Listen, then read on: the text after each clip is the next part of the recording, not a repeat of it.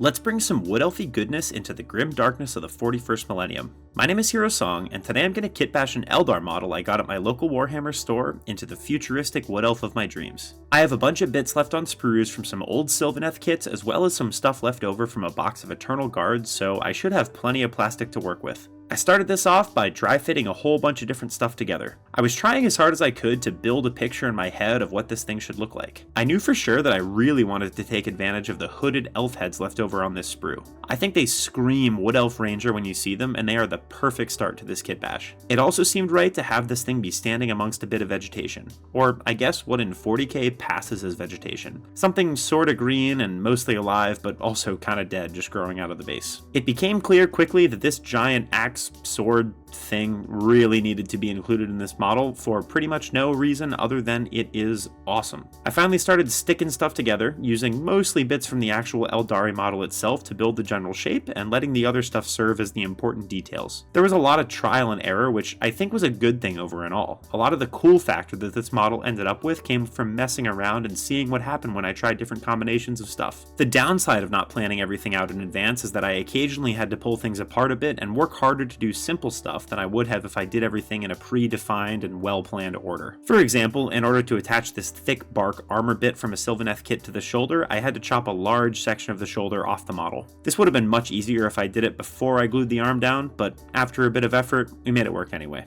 The most complicated and difficult bit of kit bashing came from the big sword axe thing that I decided to glue on the guy's back. I had to chop the hand off of the sword, which left me with a big ugly gap that needed to be filled in. I really wanted to use something that made sense, which in my mind was a bit of rope or leather that our wood elf would have used to lash this weapon to his back. Wood elves can't use magnets, right? I had to hunt around for quite a while in my old sprue bin to find something that worked here, but thankfully I located this Lumineth Realmlord's sheath that had a perfect looking thing tied to it. I lined it up to measure things a bit and determined that it would work pretty well, so I chopped it up and started gluing together. And yes, this absolutely is proof that you do in fact need all of the bits that you have lying around. Checkmate. I made the probably dumb but extremely necessary decision to separate the dangly bits from the hilt and apply them in a different direction. This took a great deal of time and patience actually to get everything stuck together properly, but it was totally worth it in the end because I ended up with something that actually matched how gravity would work, and in my mind that's really necessary because I'm a nerd. For the base, I built some natural looking depth out of torn corkboard and attached more chopped Sylvaneth bits to the base to give it some vegetation. I cut the futuristic looking footstand thing off the model so that it could stand directly on the roots of the bush that I just added, and a large section of a cut Sylvaneth model in the back, which looks sort of like a leafless or minorly leafed sapling. And I think it just fits the 40k plus wood elf vibe perfectly. It's kind of alive, kind of dead, few leaves, works perfect. So, time to paint now that everything's dry. We're going to brush on my favorite black primer to the whole thing, let it dry overnight, and then get into applying some color. It will probably come as no surprise to you that we're going to use a green color here for the armor.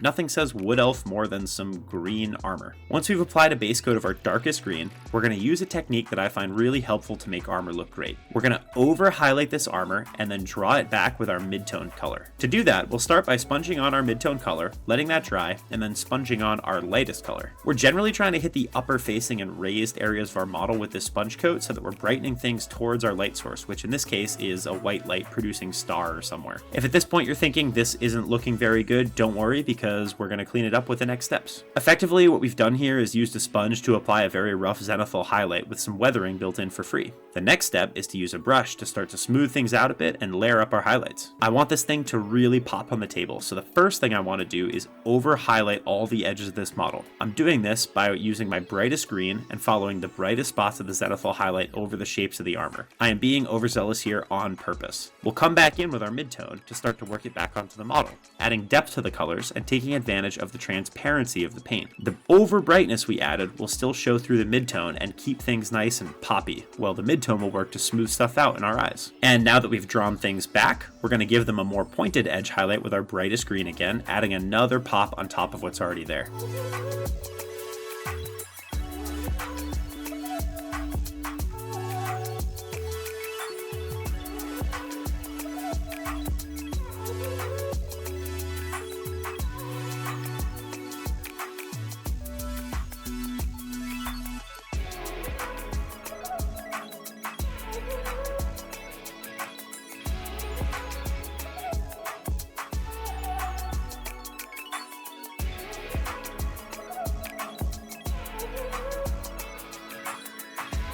The armor is looking awesome, so it's time to fill in the rest of the colors on the model. I used a lot of browns to build up a natural looking color palette for the wood and leather textures, drawing things together by using some of the same colors over again between different things on the model.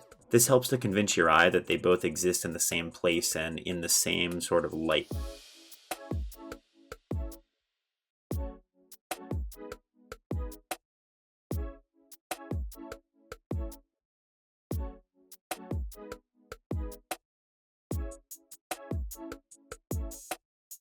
I also painted up the face and other bits using some dark silver layering with bright silver colors for the weapons. The final step was to add some nice muddy brown texture paste to the base to accentuate the forest feel of the model. I threw a few grass tufts on top of that for a little more texture and visual interest, and this kit bash is all done.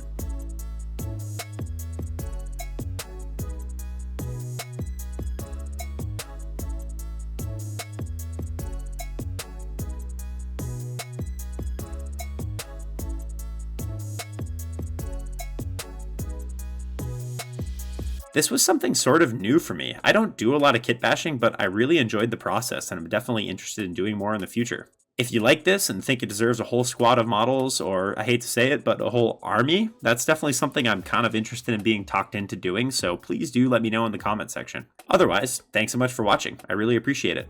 I have a whole bunch of other videos on my channel, so feel free to check those out. Once again, my name is Hero Song, and I'll see you next time. Bye bye!